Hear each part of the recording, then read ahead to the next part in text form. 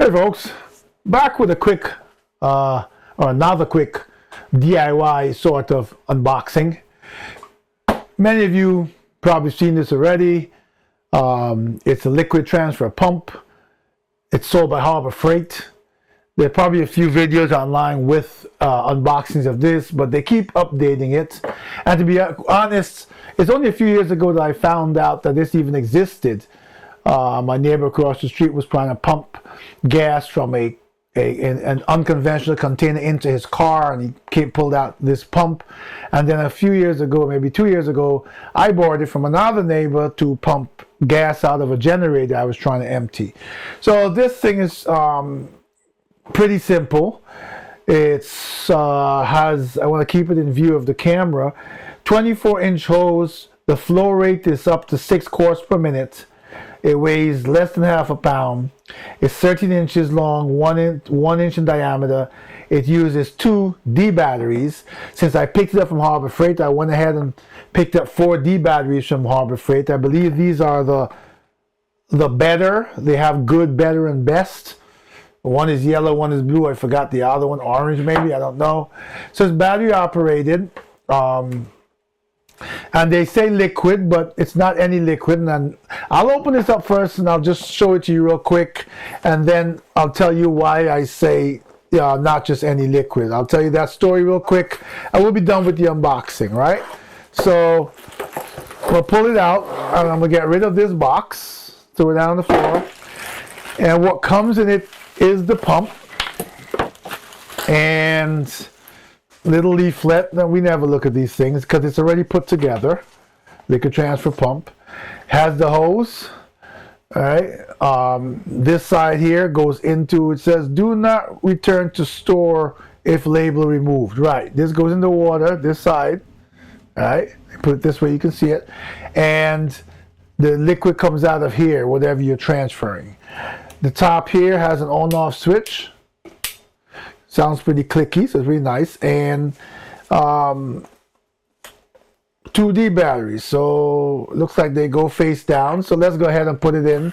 I'm only going to do this, and if turn it on real quick and turn it off, because I'm not 100% sure. I haven't read that fine print around here, and I'm not 100% sure that it's a pump that you're supposed to run dry, right? I don't know enough about these types of things to make a decision about that, an informed decision. So I'm going to turn it on, but it's basically going to be very quick. I'm going to make sure this is off.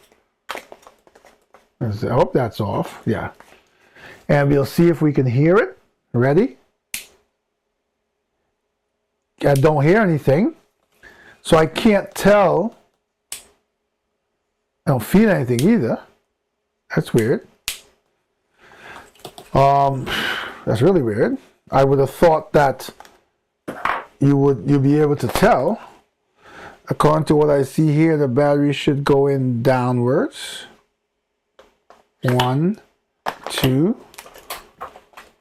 The spring's at the bottom, which suggests negative side. Right? I haven't read the instructions. I'm just going by this. Let's try it again, because I'm figuring I should feel it vibrate.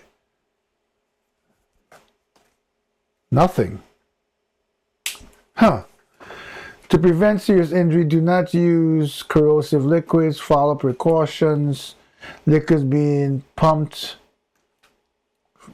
Regarding liquids being pumped, when pumping gasoline and flammable liquids, be alert for possible explosion hazard, flammable fumes, and gas vapors. Anyway, let's take out the instructions. Excuse my big head. Let's see. Unscrew. Install 2 D cells into the battery housing. Be sure to install proper polarity. Do not install different batteries. That's it. It doesn't even say the polarity on this. Suction tube. I don't know what the likelihood is that this would not work. I mean, it's just very strange. So maybe I really don't want to flip the batteries around, because place the delivery hose in the container. Do not place receiving container higher than the battery housing. Make sure battery container is sealed. The transfer switch is completely turned off. Do not run unit dry. Okay, so they don't want you to run the unit dry.